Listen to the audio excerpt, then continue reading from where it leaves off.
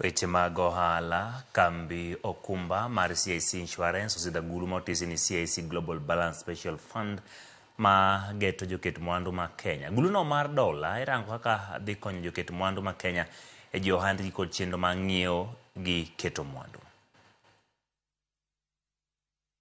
We launched this fund at a time where there is rising demand for diversified offshore investments.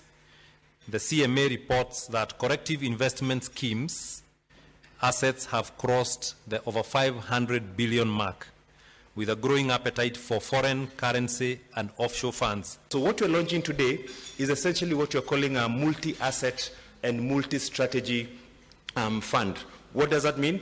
Multi-asset in that we will have investments in offshore stocks like S&P 500, like European stocks, emerging market stocks. We also have investments in emerging market bonds, alternative assets are all in there. And multi-strategy in the sense that we will attack the theme of the day, the investment theme of the day.